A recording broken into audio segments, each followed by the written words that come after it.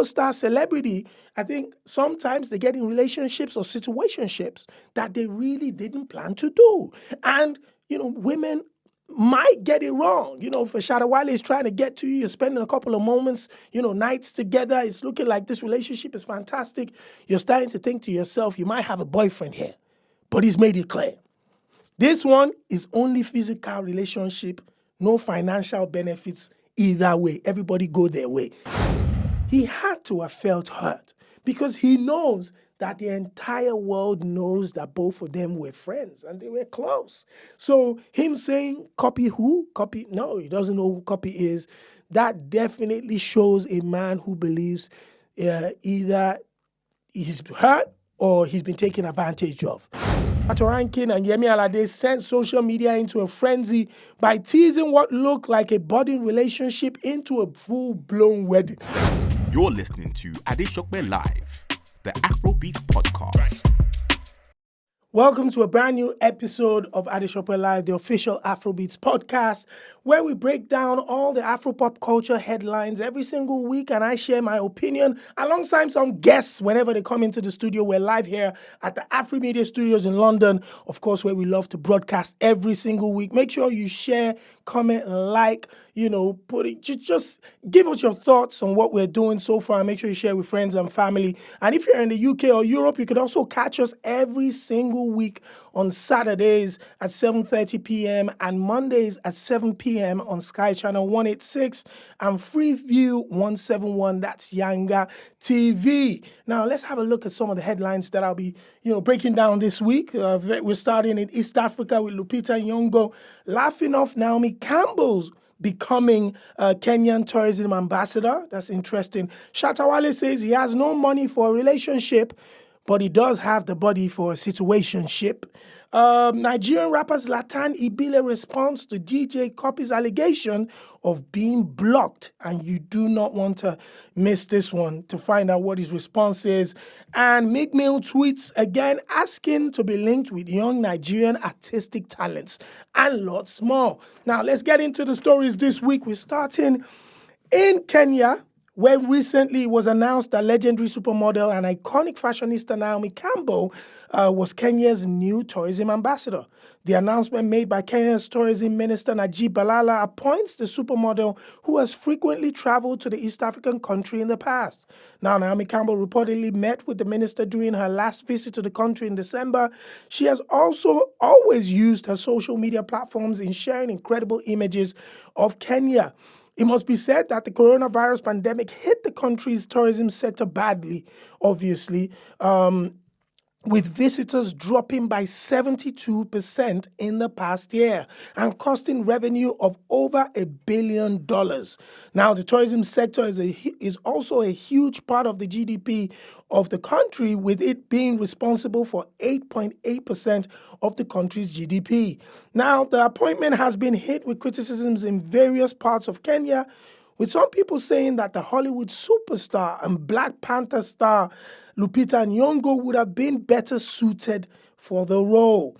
In response to the uproar, Minister Balala said Lupita was overlooked as she had been unreachable in the past 5 years. Well, Lupita responds to the allegations with an image on social media with the quote, "Me, when I hear Kenya Ministry of Tourism has been looking for me for 5 years." The Black Panther star posted alongside a cherry image of herself, laughing, and the hashtags read, "I'm right here, baby." Hashtag alternative facts. Now, let's look at this story closely. Naomi Campbell is one of the most iconic figures in the world. Superstar, supermodel, legendary fashionista, as I said in the read-up. She's displayed her love for Africa now going back 2 decades, from South Africa to Nigeria to Ghana, obviously to Kenya. She's been traveling around the world, Africa, promoting Afropop culture and Africa as a whole. She also has a charity that she runs in South Africa and was extremely close to the late icon Mandela. Now, coming closer to the Kenyan ambassadorial role, Kenya, it's been released that the tourism industry has lost over 72% of the passengers of the visitors have dropped by 72% in the last 10 months. So Kenya, like most other countries, are trying to increase the numbers of visitors back into the country. Now, they're not only looking at Naomi Campbell's social media influence, they're also looking at her high profile friendships with the likes of P. Diddy, entertainers around the world, the fashion industry. Her being the ambassador for tourism in Kenya would obviously drive attention to the beautiful country that has incredible safaris and, of course, great people. Now, the flip side and the criticism is the fact that Kenya already has a global superstar in Black Panther actress Lupita Nyong'o, who is now renowned in the United States of America and around the world as one of the most credible faces when it comes to entertainment, period. She's Kenyan, of course, who started her acting career in one of Africa's top, I think, a series called Sugar on MTV years ago before she cut her teeth in Hollywood. I think it was 12 Years of Slave, and her career just took off from there. Now, for me, it makes sense to ask a Naomi Campbell to be the ambassador for tourism. First of all, people need to remove sentiments from this. I'm going to get to the Lupita story a little bit, but I want to first of all saying asking a Naomi Campbell to be the tourism ambassador for Kenya, there's no problem there. You are looking for somebody that has the potential to increase, to increase the numbers, to bring more people in, to use her platform to promote the country and whatever it is that she's aligned to. The minister has also said it's going to be on a pro bono basis. So she's not on just like a flat fee or a full-time contract. I think it's going to be based on certain events and whatever it is that she's doing to really uplift or just increase the numbers that look terrible over the last 1 year. Now, the people that are advocating for Lupita Nyong'o, they have a fact. Lupita is Kenyan. She's a superstar. She's known worldwide. Black Panther has become one of the most successful movies in the history of Hollywood. So Lupita's face will definitely bring numbers into the country. But I think where we need to look at closely here is the fact that the Minister of Tourism has said that Lupita has been unreachable in the last 5 years. Lupita came back claiming that was all alternative facts or false. However, whose benefit would it be to have a Lupita Nyong'o be the face of the tourism of a country that she is from? It will be beneficial to the country. The minister's role, as well as the people in that tourism ministry, the first choice will undoubtedly be Lupita Nyong'o. Not being reachable might be a little bit more questionable. Perhaps not responsive, that might be very, very believable. And that probably is what maybe the minister was trying to say. I believe that there would have been contacts made. I believe that they would have tried to reach out to Lupita a couple of years ago, especially as she's had a string of hits. I think it's Get Out. I believe it's Us. Then you have 12 Years of Slave. Then you have Black Panther. You will be absolutely crazy not to think of the most iconic face in one of the most iconic faces in New Hollywood today to be the face representing Kenyan tourism. But does she come home as frequently as the likes of Naomi Campbell travels into Africa? A lot of people that I see bashing Naomi Campbell are like, oh man, Naomi Campbell, she's British, she's of West Indian heritage or whatever. She might not understand. Listen, again, it brings back the same conversation. If you're black, you're African. And if you're really trying to connect with Africa, then kudos to you. Naomi, without doubt, has been trying to connect with Africa. She's done a lot of work in Nigeria. She was there on ground in Ghana. She was there on ground in South Africa. And it looks like Kenya is another place that she loves in Africa. And it just so happens that the minister there noticed that a supermodel and icon was traveling into our beloved Kenya so often. Why don't we sit at the table and find out if she'll be very happy to become the face of Kenyan tourism? I think it's a masterstroke by the government. I think it's a fantastic idea. I think it is business. And in business, you're looking for what will sell the most. And Naomi Campbell definitely has got the entire world talking. negatively or positively, whatever you want to say, we all know now that the new ambassador for Kenyan tourism is Naomi Campbell. If Lupita Nyong'o is not happy about that, I personally will say, rather than post a picture on Instagram or Twitter with the hashtag I'm right here, baby, tell your managers to give the tourism board a call. I'm sure there's still space for a Lupita Nyong'o. They'll be able to work something out. And that is my bit. And I believe that that can still happen. The way the minister responded quickly to that, that still shows that they'll be open to have a conversation with Lupita Nyong'o. So come on, Lupita, make that call. It's very simple. Well, we're going over to Ghana, where constant headlines breaker and superstar singer Shatta Wale hit the headlines again this past week with a very interesting statement. Now, the headline reads, and I quote, "I just beep," I'm not going to be able to say that word, "slay queens. I don't have money for a real relationship." Well, as the headline reads, the singer revealed that he is not ready for a serious relationship and will be saving his money rather than spending on women. He went further by saying when he meets a woman for the first time, he simply asks them if they are willing to become friends with benefits, as he has neither the time nor money to spend on them at the moment. Shatta Wale says he is saving his money for something bigger, but happy to be in a non-committal relationship going forward with the non-financial benefits that he may need. Now, that story is very simple. I've got a couple of guys in the studio. They're looking around at each other thinking, I agree with Shatta Wale. Listen, Shatta Wale is one of the most, I'd probably say he's one of the guys that talks, he's a straight talker. He's said it clear. He's not ready for a relationship. My brother says he wants to, save the money. He doesn't want to be spending on no woman, but he's ready for some physical relationship. If you're ready to get down like that, Shatta Wale is ready for you. My thing is this, though. There's always this insinuation that when it comes to spending money in a relationship, it's the man that's always got to spend. I don't know if it's a worldwide thing or it's an African perception, but from Africa, we tend to believe that, when it comes to relationships, if a guy never chop well, which means if you don't have money in your pocket, don't even try it. And I think Shatta Wale is just echoing that sentiment. And as a superstar celebrity, I think sometimes they get in relationships or situationships that they really didn't plan to do.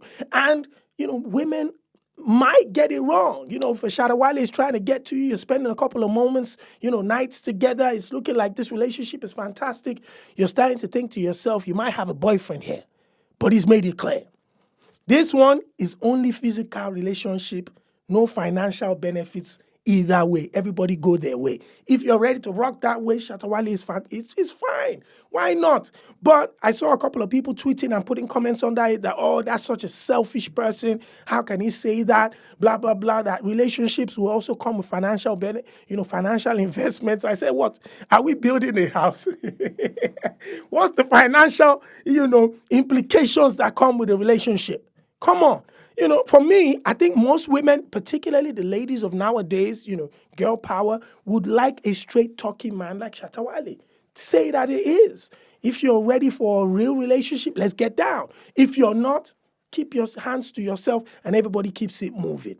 But the fact that he said he was saving for something bigger got me thinking, what could actually be bigger that Shatta Wale is saving money for that he can't be spending on a woman? I think that's one question that I'd like to ask him when we definitely get close to the Shatta movement boss himself. Well, but staying in Ghana, where this past week, former President Jerry Rawlings was laid to rest. The former president was given a state funeral with past presidents and government officials in attendance. The popular ex-president sadly passed away after allegedly fighting COVID-19. Apart from the family members and dignitaries that attended the event, the ceremony also featured traditional showcases of the variety of tribes such as Ashanti and Ewe in Ghana. However, there was a huge uproar on social media as images went viral showing a lot more showcases of popular Ashanti culture more than the Ewe tribe of which the late president was from. Some historians have expressed their disappointment, claiming showcasing a different culture to which the president came from at such a monumental moment was sad and lacked respect. Popular musician and activist One Love Kubala also chimed in on social media, commenting under a post where he asked if the president was Ashanti or Ewe and why the ceremonies were dominated by the other tribe. In addition to the social media chatter on the tribal differences, were the fact that one of the late president's kids, I think his name is Kimati Rollins, his son to be exact, caught the eye of the ladies. Once his images hit the net, ladies were scrambling on social media for his page, hoping to catch a better glimpse, or shall I say, load his DMs with a lot of love emojis. The young man was trending in Ghana with fake accounts springing up in his name, and an official statement had to be released from the office of the former president to confirm he wasn't on Twitter and any account in his name was basically fake. Is that how thirsty ladies are nowadays? Because when I saw that, I was like, to be honest, man, the young man looks good. Obviously, a lot of single ladies in Ghana instantly, when they saw that the late president had a good-looking young man, in his family, everybody started to hit social media looking for the guy's handle, probably to send him love emojis and kind of hit the brother and see, what's happening on that side. It was so bad that the office of the former president had to issue a statement to say, back off, folks. He has no social media handles, so let him be. Damn, guys. Easy. But let's get to the serious conversation here. RIP to the late president. He's a very, very popular and controversial president. Jerry Rawlings, a strong leader in Ghana and Africa, was respected around Africa and around the world as well. The ceremony really was very powerful this past week. Videos on social media showed ex-presidents in attendance, people coming in to pay their last respects. It was held at the Independence Gate in Accra, Ghana, and that's such an iconic venue. When you get to the Independence Gate, it's got the symbol of Ghana, the big black star on the gate. It's like a big place where a lot of people, I went there when I went to Accra, took amazing, iconic pictures, and to think that was where, the whole ceremony took place just shows how respected this man was in his country and still is. But I know the conversation instantly changed to how come the Ashanti tribe was being celebrated. There's a video on, that I'm sure, my producer will put up right now where there was one person, I think, from the Ashanti tribe where he was dancing and it looked like he had like a live chicken. He was holding it with his mouth whilst he was walking around and doing so. I'm thinking to myself, is that the usual AKA Otomopo, AKA Voodoo, AKA Juju, AKA Black Magic? I don't know. Tell me if I'm right, but wrong, but it just looked weird to me. However, it was also great to see that in the midst of, formal ceremonies, there were also traditional ceremonies there.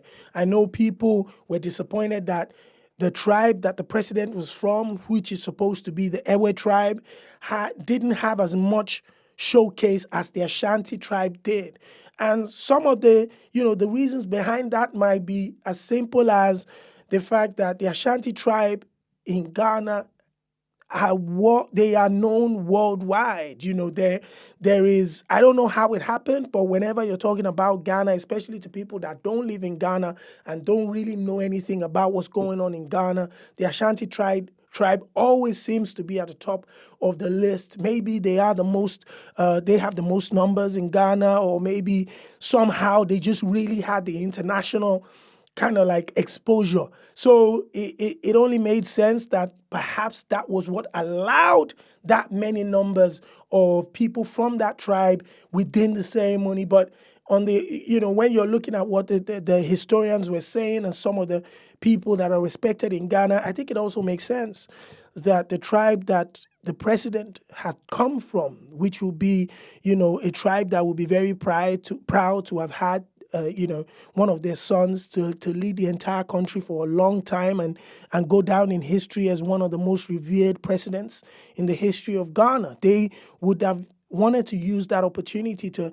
really showcase either their appreciation or their celebration for the life of the president, Jerry Rawlings. And somehow, somewhere, they didn't get enough. Hence why people are crying foul on social media. But to that, I always say this, when opportunities like this come up for certain people to get credit, certain tribes to showcase themselves, I always believe that there has to be a lot more planning beforehand, and people really have to go out there and grab the opportunity. Because what happened was the Ashanti, traditional ceremonies or whatever really took this opportunity and caught the attention of the entire world, especially people in Ghana, hence why they noticed that it looked like one tribe was dominating the other.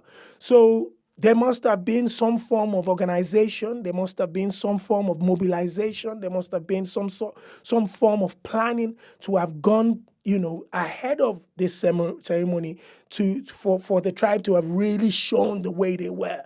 So maybe, this is just an advice to everybody else, regardless of what tribe it is or who you are, or whenever you think that there's an opportunity for you to showcase yourself, showcase your talents, get your just due. Make sure you're prepared. You have those plans in place, and you have everything that it takes to make sure that you get the attention that you deserve. And that, in my opinion, is what I believe should have happened. But again, we don't know what happened behind the scenes. Maybe that just happened. Unfortunately, the TV stations or the TV platforms just decided to focus on the Ashanti tribe a lot more. Because, of course, everybody was watching via their screens, and they couldn't be there due to the COVID-19 restrictions. It was they obviously, a lot of people were at home. So we only watched online and on TV. Now, over to Nigeria.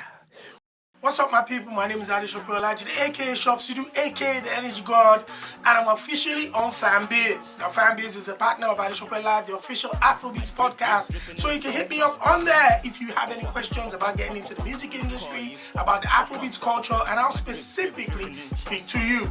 Like I said, I'm giving free advice on Fanbiz at the moment, so make sure you join Fanbiz and hit me up for more information. Where this past week, a video went viral of a certain security operatives arresting a group of teenage kids who they claim model themselves in the form of Naira Marley. I already see one of my producers shaking his head.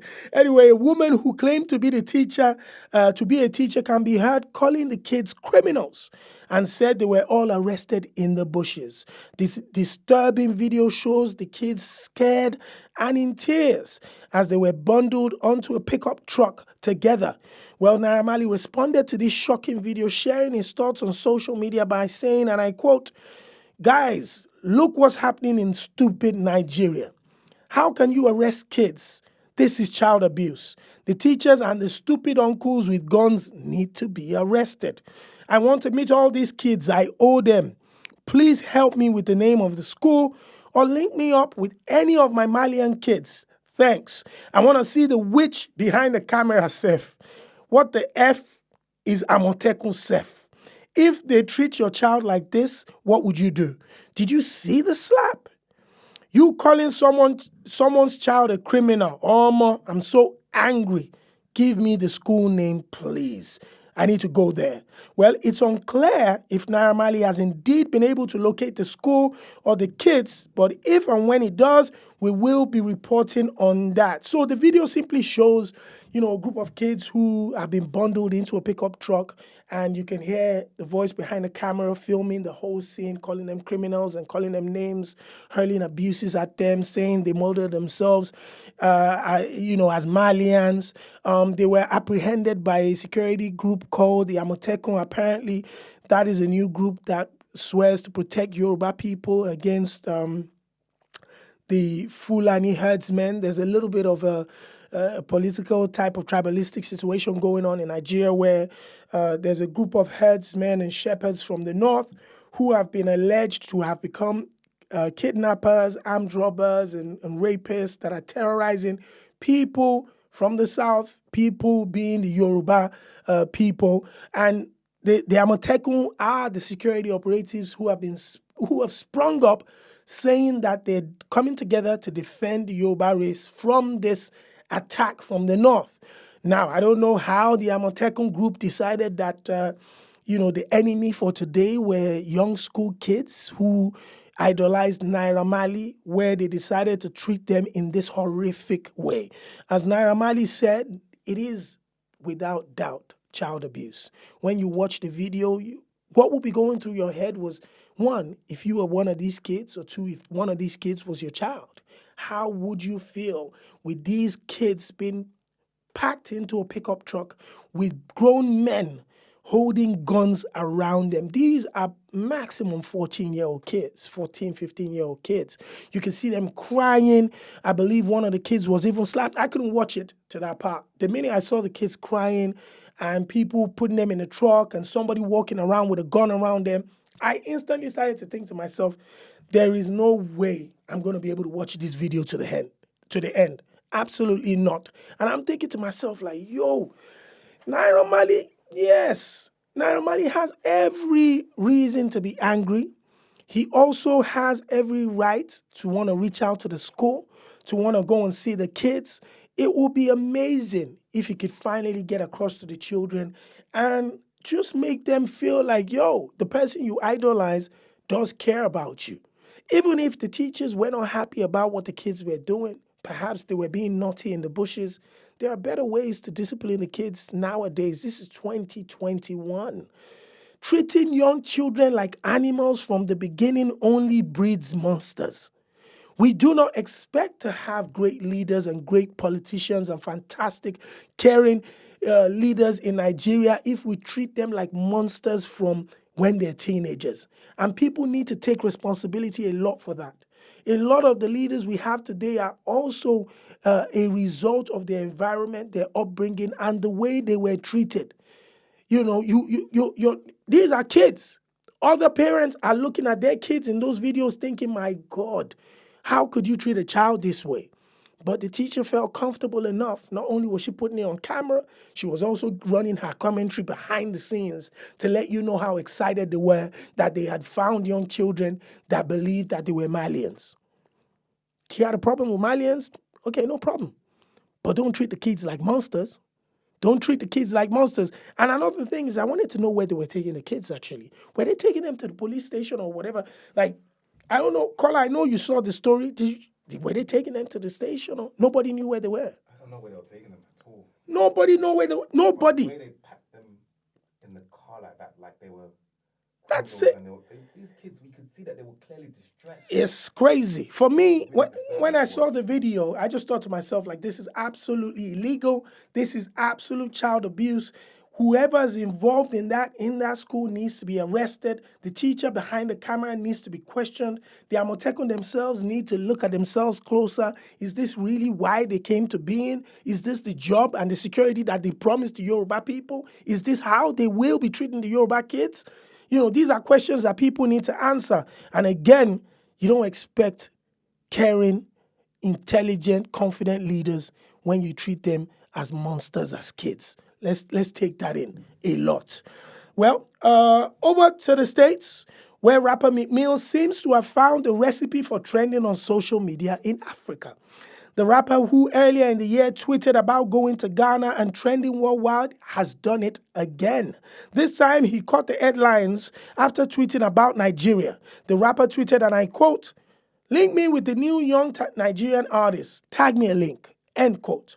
That instantly got 13,000 retweets, 50,000 likes, and over 20,000 replies. It shot Meek Mill to the top of the trending map across the world, especially in Africa, in Europe and Africa, where young artists were shooting their shot and tagging the rapper their links with the hope of being the lucky one who gets his attention.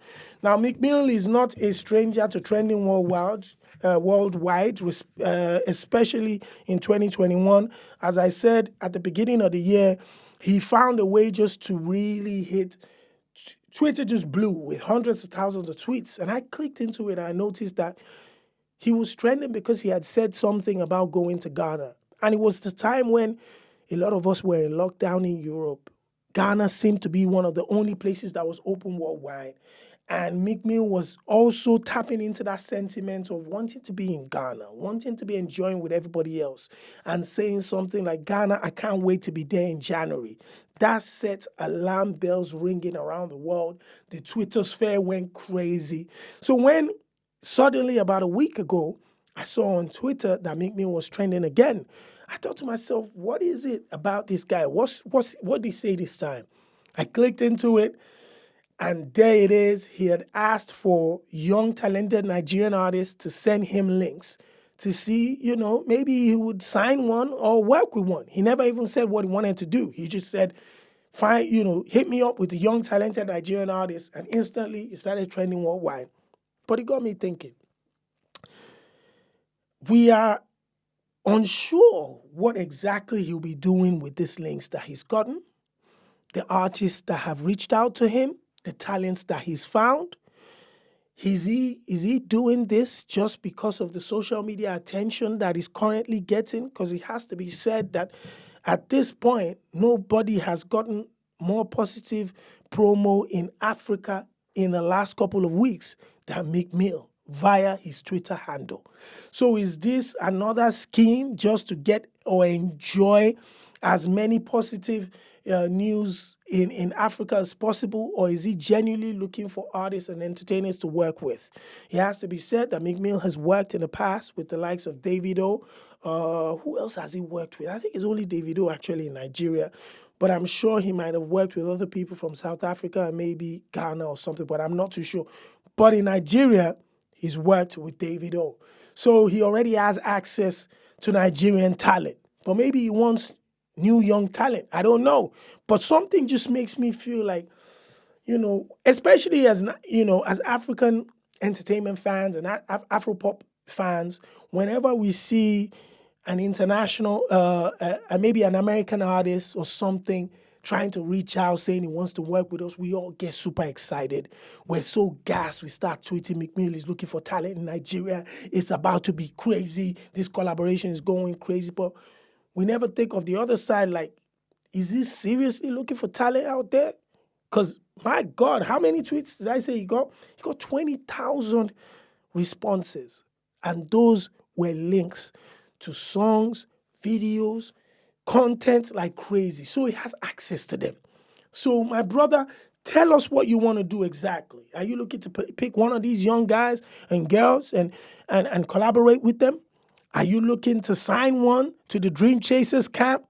Are you looking to tap into that industry and be one of the leaders, from your hip-hop industry that wants to come and collaborate with some of our brothers and sisters back home? Or are you just looking for the social media clout? Because as one of my colleagues usually says, clout is a big problem nowadays and is a disease that affects the superstars as well as the unknown. The minute they find a way to get this clout, a lot of people just cannot leave it alone. They keep coming back for more.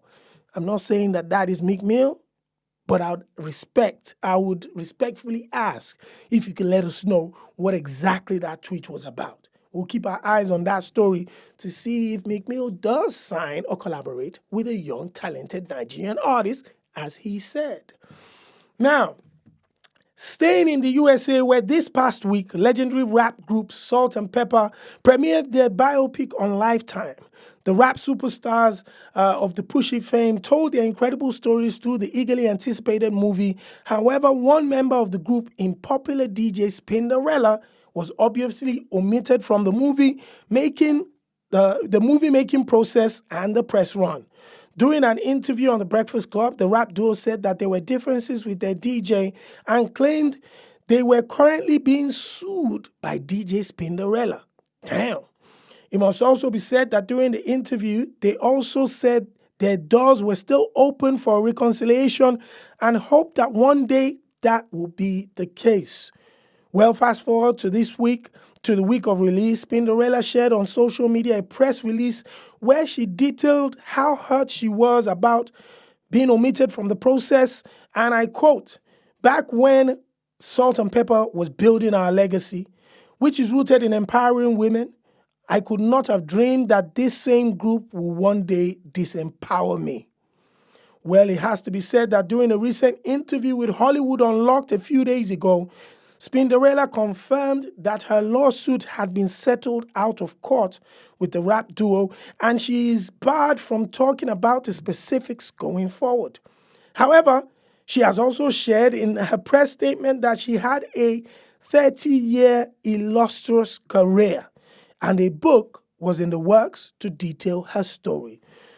Now, when I saw this headline, I'll be honest with you, this is one of those headlines that kind of disappoints you a little bit. Haven't been a fan of Salt and Pepper growing up. This is one of the most iconic rap groups in the world, especially female rap groups in the world, Grammy-winning groups, platinum, if not diamond selling group, broke records across the world, still touring currently as we speak, headlining arenas in America right now. A lot of us grew up to know Salt and Pepper and Spinderella. And to have found out that the biopic was being created without her, being involved, the DJ being involved in the biopic being created and also being excluded from the entire process, it kind of makes you sad a little bit, especially to see icons like this at this level and this stage of their careers still having little things to bicker about. Obviously, what's happened is she hasn't agreed to the terms that, they brought to the table initially when they were creating the movie. And she decided not to accept whatever terms that they've given her and take it to court.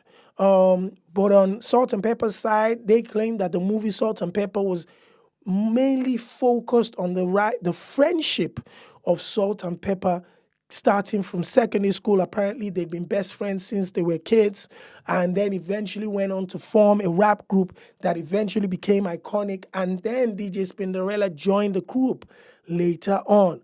But still, the big successful years of Salt and Pepper, if you ask any hip-hop fan in the world or anybody that grew up to that band, they'll tell you that we knew them with Spinderella. Push it real good. Bum, ba-na, bum, bum. Or let's talk about sex, baby. Let's talk about you and me.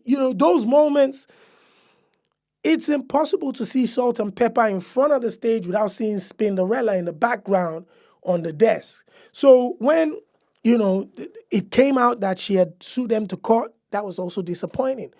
But more disappointing was the strong statement that she issued. I want to read that part back, where she said, "Back when Salt and Pepper was building our legacy, which is rooted in empowering women, I could not have dreamed that this same group would one day disempower me." Damn. That is strong. That right there, I believe that was probably one of the reasons why Salt and Pepper and their lawyers instantly just decided to settle this out of court. Because the more it rumbles on, the more it just leaves a bad taste on the fans, the fans' mouth. Like, every one of us is excited to see the biopic. I haven't seen it yet. I'm definitely going to look forward to watching it some way, legally that is. However, it was just good to know that within about a week of the release, they quickly just finished this one and let's get it going. Let's dust it under the carpet and forget it.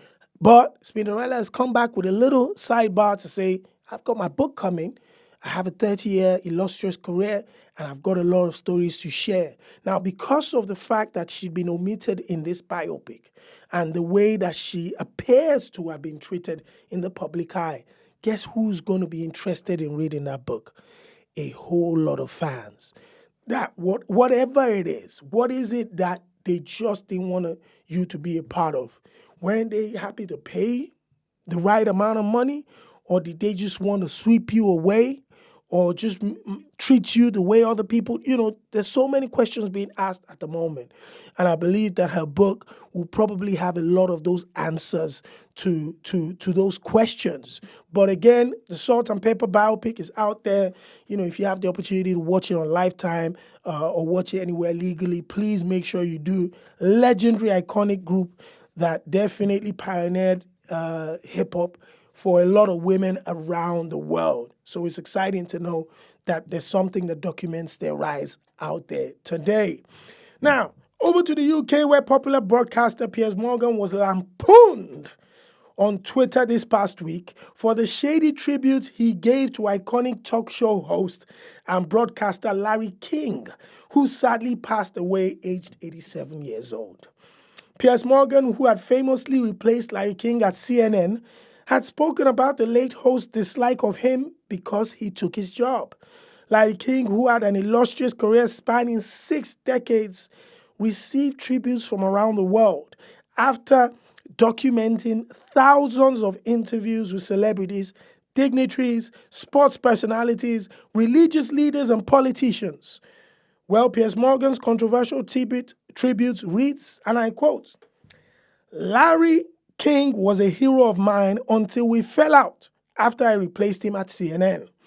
And he said my show was like watching your mother-in-law go over a cliff in your new Bentley. He married 8 times, so a mother-in-law expert. But he was a brilliant broadcaster and a masterful TV interviewer." Caller, I see you moving a little bit funny there. Was that shady, or was he just being funny? I'm asking my producer now, because I saw you move a little bit funny. I think it was a little bit of both. Yeah. I think he was telling his own truth about his personal experience So, with Larry King. But at the same time, the man had just died. Exactly. Do you know what I mean? So, I think that was the thing that really hurt a lot of people, that Larry King had just passed away. His family members are dealing with grief. His daughters and sons are dealing with grief. Yeah. Thousands and millions of fans around the world, who I count myself one of, dealing with the sad loss of one of the most iconic talk show hosts that has ever walked the face of this earth. I grew up watching Larry King on CNN. He probably subconsciously made me feel that I can do a show like this, Adeshope Live, the official Afrobeats podcast, and reach millions of people around the world just the way Larry King did his job. He had a style to it. He had a charisma to it. It was very simple. Studio, microphone, celebrity, politicians, superstar, sports personality. The list goes on. And at a time like that, when we lose such brilliance, the one thing everybody wants to come together to do is acknowledge that the world has lost an icon, not fire shots at this same person. But again, some people also argue that Piers Morgan had always told this story for years, that Larry King just took a disliking to him because he took his job at CNN. And the fact that he still found a way to drop these words whilst putting, a tribute out, was also staying true to form. That even though you passed away, my jigger, I ain't still rocking with you. You understand what I mean? And some people kind of respect that. They respect the fact that, he didn't change his words. Because what usually happens in the world today is when somebody passes away, we find a way to kind of, it looks like that has rewritten their wrongs, and everybody has nothing but great things to say to them, even though some of them have been, bums in the past and have treated people poorly and all of that type of stuff. So in some quarters, a lot of people believe that maybe he was just disrespectful. I think he was. I think it was uncalled for. However, people that say what you mean what you say, believe that was just true to form. And it just showed that, my man Piers Morgan wasn't going to shake, regardless of whether Larry King had passed on.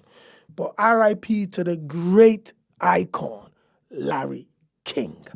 Well, over to South Africa, where popular actress and media personality Candice Medisele slammed makeup artists who don't understand skin tones. Well, the conversation kicked off as a black actress in Hollywood shared their stories on Twitter about hairstylists that don't understand Afro hair being overlooked, or hairstylists that understand Afro hair being overlooked, leaving the actresses to do their hair themselves on set. Yikes.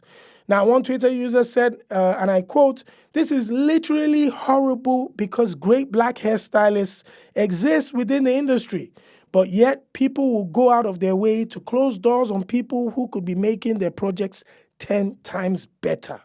Well, Candice got involved in the conversation by saying it was the same for the makeup artists. She slammed those said to be makeup gurus, but lacked knowledge on working on ethnic skin tones. Candice said, despite the huge talents out there in the world, the same makeup artists get the same jobs over and over again. In her tweet, and I quote, "Same with the makeup artists. Globally, the pool of talents knows no bounds. But guess who's bagging the major gigs?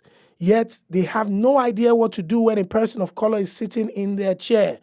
Blush, a smoky eye, and a red lips is not a one-size-fits-all. Look, Susan." When I read that, I'm like, Candice is definitely a joker. But she has a very valid point.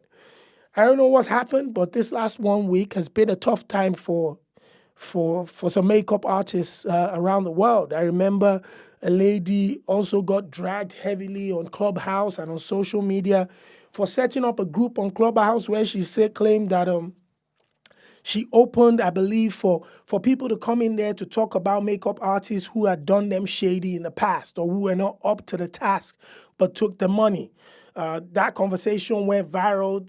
Definitely, people were dragging the lady. She at the time said she was going to quit social media because of her mental health. And then fast forward to this week, was this story coming up, and black Hollywood actresses and black actresses or black personalities around the world are talking about the fact that there are too many makeup artists that understand the difference of skin tones of ethnic people from, say, Nigeria to India. Why continue to hire the same makeup artists who absolutely have no clue and just make certain ladies look like really horrible in movies? I'll be honest with you, I've seen some terrible makeups myself, and I'm thinking, whoever done this is definitely not somebody that constantly works with, black skin or, African American skin or whatever. And I think nowadays, where we're shedding a light on, the voices of black people around the world, little things like this also shows that you care and you're paying attention to the plight of black people. If you have a black actress or a black actor on your set, please get somebody that can deal with their skin tones perfectly. Somebody that would enhance the quality of their skin when you put them on camera. Someone who would make their hair look as stunning as that they were walking down South London. Do you understand what I mean? Like, make sure you get the right people in the room, even if it might cost you a few extra bucks. I know what those big makeup artists get anyway, but you could definitely get some other people who would or you could even say it this way. When you hire somebody, why don't you ask them that, do you have a makeup artist that you think will be great for you? Hire them and we'll pay them for you. Guess what that does? That adds a little bit more confidence to the person that you've hired to do a job, because now they can bring in someone that they've worked with consistently and they believe knows their skin tone perfectly. And that also gives them an extra boost in the production staff and the director or whoever it is that's hiring these people behind the scenes to say, this person doesn't only care about how I deliver my lines in front of the camera, but they also care about how I look and feel in front of the camera.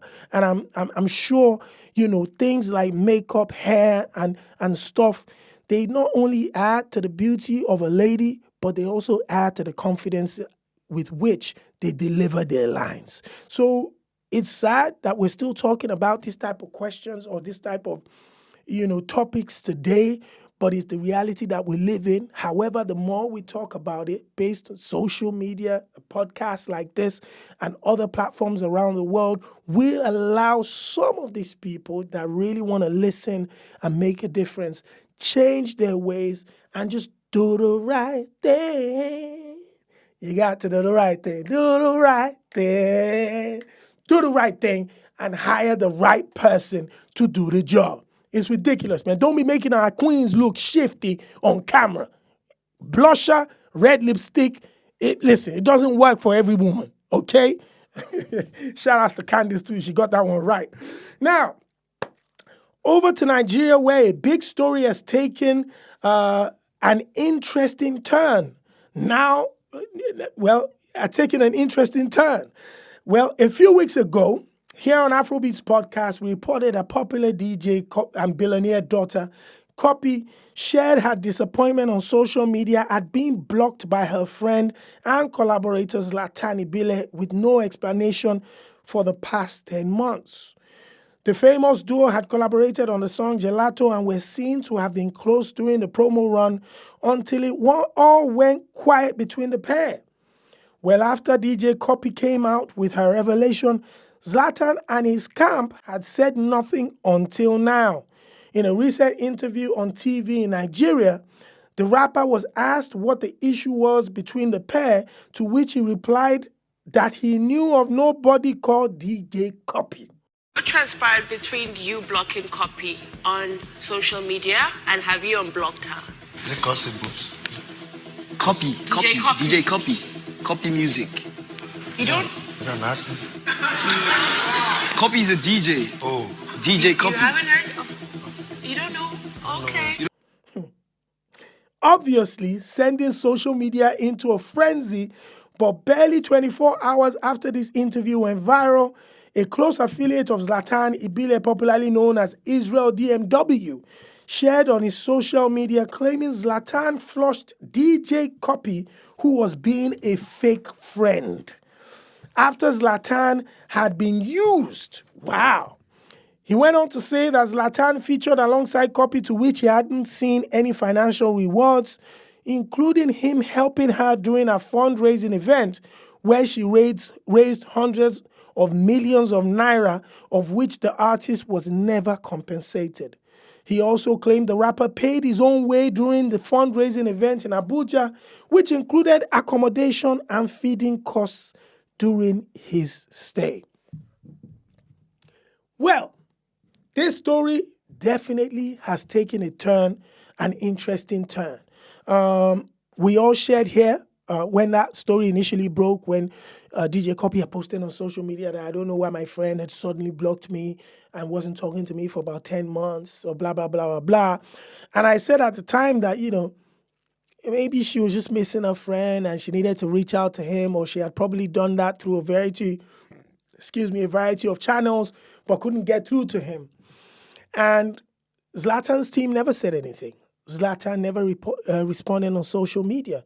And at that time, people just felt, okay, maybe he wasn't going to treat it. He wasn't going to talk about it. I don't think he was going to talk about it. However, the TV show he appeared on, the interviewers decided to throw the question. What happened? Zlatan's response was groundbreaking. He didn't know who DJ Cuppy was. Damn, that hurt. But fast forward to Israel's quote on Instagram saying that Zlatan had flushed a fake friend who had taken advantage of him and didn't give him any benefits. I know a lot of people responded to that, attacking Israel and saying maybe he was lying or whatever it is, but this is how I see it. The Zlatan Ibile that I know seems to be a hard-working young man that will be very responsive to everybody that reaches out.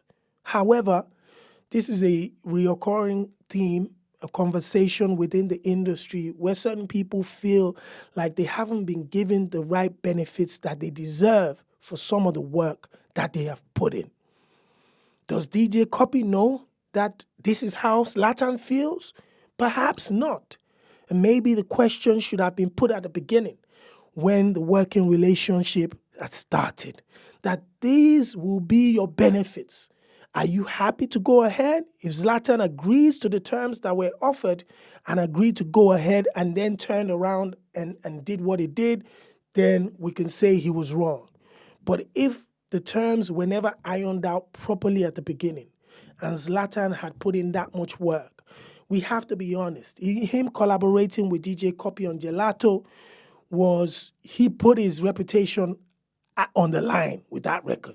because that record, was not a smash record. It was a cool record, but it was not a smash record. And in some quarters, a lot of people attacked it as being gimmicky.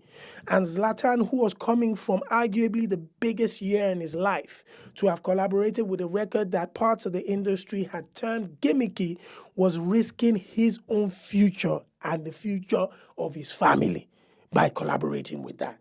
And then when we now hear that he also was part of, the fundraising event in Abuja, which I believe that I saw clips of him performing at in Abuja last year to help raise funds for DJ Cuppy's charitable ventures.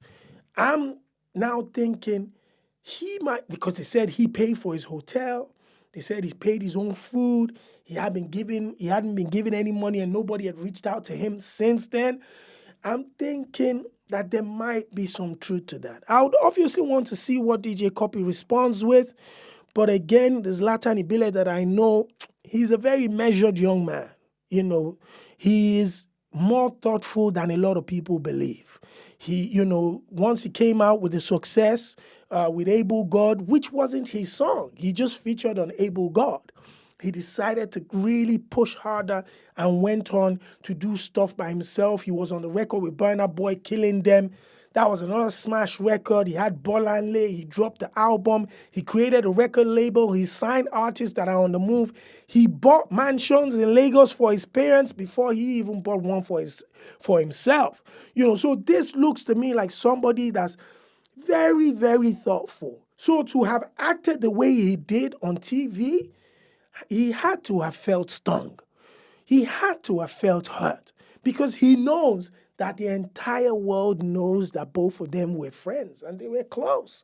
So him saying, Cuppy who? Cuppy, no, he doesn't know who Cuppy is. That definitely shows a man who believes either he's hurt or he's been taken advantage of. Like I said, I will look forward to what DJ Cuppy has to say about this, but if that's the case, my advice would be to reach out to the young man, find a way to reach out to him, find out exactly what's making him hurt. And if it's about him receiving his true benefits and what he truly deserves for the efforts that he put in to the record and to the charitable event, I'd say just cut the brother his check. Because nowadays, we cannot say we're for each other if we don't take care of each other's feelings and make sure everybody receives the right rewards. And that has to be sorted out. But again, Zlatan's response was classic. Was classic.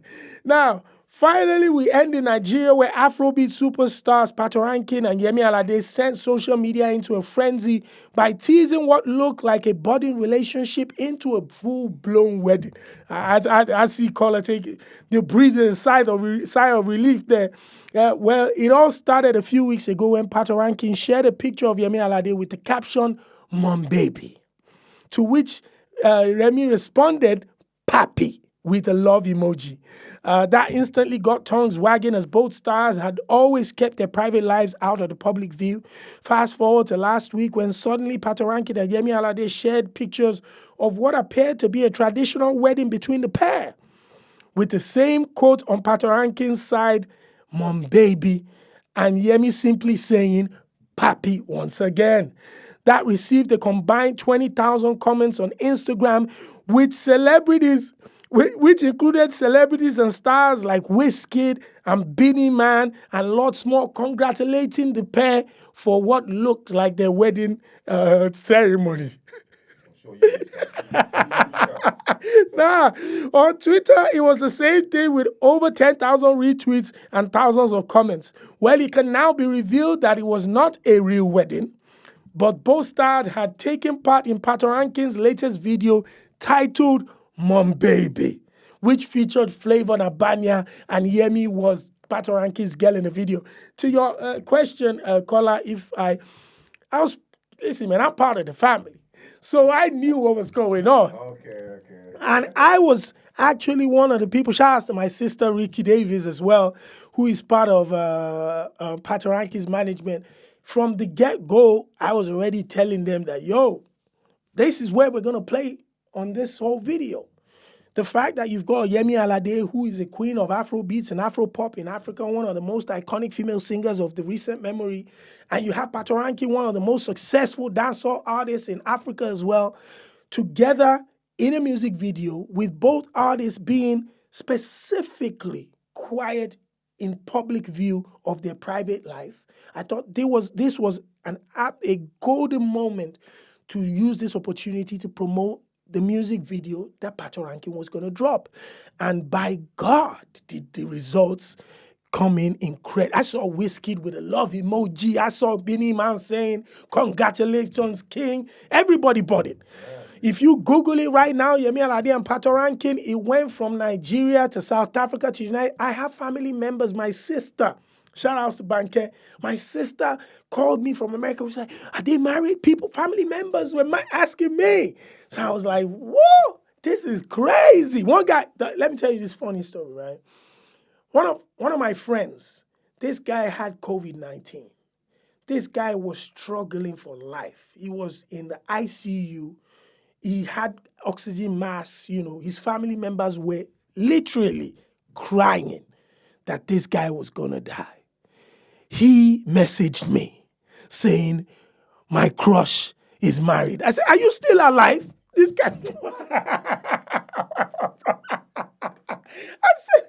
I said, "Look at everybody crying that you might not survive this. This guy is in intensive care. My man is worrying about whether Patoranking and Yemi Alade are married for real. Are you for real?" But hey, it just shows how important it is to have strategy and really good plans behind everything that you do when you are a celebrity or somebody that's making music for public consumption. You have to find ways to really entice people and to tease people's interest and to get them involved in whatever it is that you're trying to serve them. And this storyline coming in was just the perfect way to kickstart, the promo for the record. And I can say at press time that 2 hours after the music video dropped, it had hit over 40,000 views on YouTube. That is partly down to the anticipation of people wanting to see what exactly happened with Patoranking and Yemi Alade. And that is where you go when you're trying to promote a record. But it has to be said that the record Mom Baby, featuring Flavor Nabania, Flavor Nabania's verse, in my opinion, is one of the top 10 verses it would have to go down of all time. Because Flavor Nabania is an underrated icon of African music. And when you listen to this record, you understand. Baby,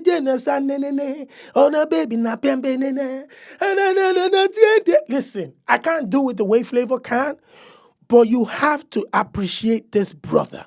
His vocals are incredible. His play with words are ridiculous. Only Flavor Nabania could have done what he did on that record with Patoranking and gotten away with it.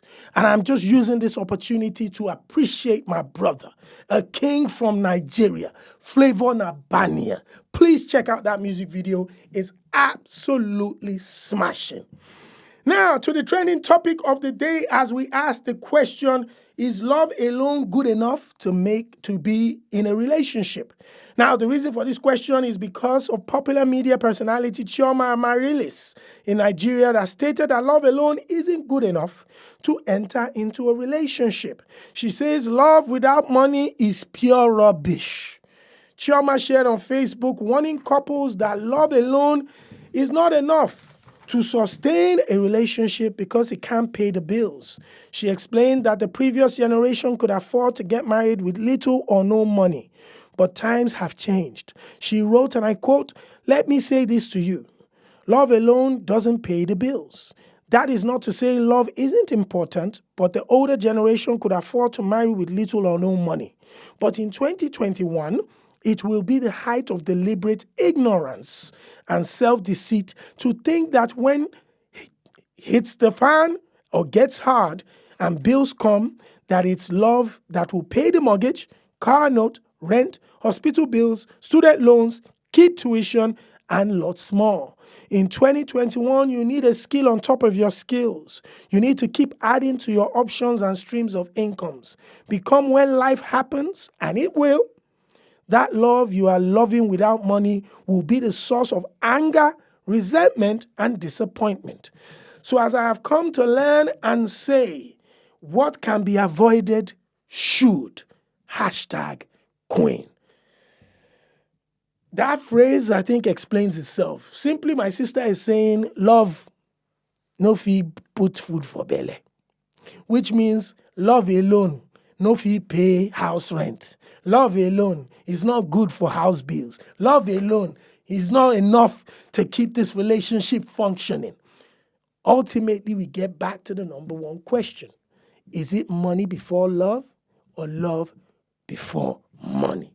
Caller, quickly, what are you thinking? I see you breathing hard, man. My brother, I'll be honest with you, man. No matter how much she loves you and how much you love her, if you're not able to provide, that security, put food on the table, make sure the kids can go to school, go to their dance classes, their football classes, swimming classes. Put it like this. Yes, sir. Love can only last for so long without money. Love, according to Caller, love can only last so long without money. And that, we definitely end that subject. Finally, we end today's episode with a brand new segment where we recommend some of the new content out there that will surely be worth your while. First on my list is Chip's new mixtape, Snakes and Ladders. It features three Afrobeats artists in Tiwa Savage, Kidda Codes, and a production by Malik Berry. Chipmunk, anybody that knows me knows that I believe Chip is one of the best and most incredible rappers in the world. Now, I'm not talking UK, I'm not talking United States of America, I'm not talking Africa, I'm talking in the world. This is one of the most credible rappers that I've ever hit the microphone. And for him to have dropped a project that has about 20 songs in it, you will undoubtedly find your favorites. The minute that the mixtape was released, I instantly had my favorites, man. The record with Kidda was definitely where I was going to go to first because it was screaming Afrobeats to me. And Malik Berry put the production on that and gave us a little intro, which was incredible. Kidda Codes killed that chorus, and it's absolutely amazing. Has a feature with Tiwa Savage, incredible. Bugsy Malone, fantastic. The list goes on. You need to check out that mixtape. Snakes and Ladders, out now by Chipmunk. Go make sure you get that. Kiss Daniel finally has a new single out featuring Files, Olamide, LK Kudi, and it's titled currently. Kiss Daniel, in my opinion, is one of the top 5 males of Afrobeats out of Nigeria. Wherever you want to rap it, however you want to list it, whatever you want to do with it. One of the most credible singers and talented artists that come out of Nigeria currently. He is somebody that's hugely talented and sometimes underrated. However, this song, this brand new record that features Files, Olamide, LK Kudi, just instantly just lets you know how incredible he is again. He dabbles on Amapiano sounds from South Africa and he does his Kiss Daniel thing on it. That record is definitely a smash. Make sure you go check that out. Miss V, brand new video featuring Sarkodie on one of my favorite songs, Balance. Balance, balance, bam, bam, bam, bam. What else? Bad record, incredible record from her album, Invincible. The brand new video is out now, so make sure you go and check that. And finally, a video that I think you all should go and watch as well is the video for Davido featuring Mayokun, The Best, shot by fast rising video director from Nigeria. He goes by the name Dami Twitch. I've got to be honest with you. He's been shooting some amazing videos. The first one that I saw that I really loved was Woman, Davido's record. I think it was Independent Woman or Woman about 2 years ago. It was incredible. But now he shot the one with Patoranking featuring Flavor, and he shot the one with Davido and Mayokun. That I think is just absolutely incredible. They played with the title of the record title, The Best. They had the Chinese kind of like karate theme to it. It was done tastefully. It didn't look like it was anything culture vulture-ish. You know, it was just fantastic and it was brilliant. It's something that you can watch over and over and over again. Make sure you go check all of these projects out. Chip, mixtape, Snakes and Ladders, Kiss Daniel, currently Miss V, featuring Sarkodie Balance, and David O featuring Mayokun in The Best. And that wraps up this week's episode of Adesope Live, the official Afrobeats podcast. Make sure you share, like, comment, and of course, tell us whatever it is that you're enjoying. If you have a topic that you'd like us to discuss here in the studio, feel free to hit us up and also follow us across all social media. Once again, it's same place, same time. Until next time, peace, and we're out. What else?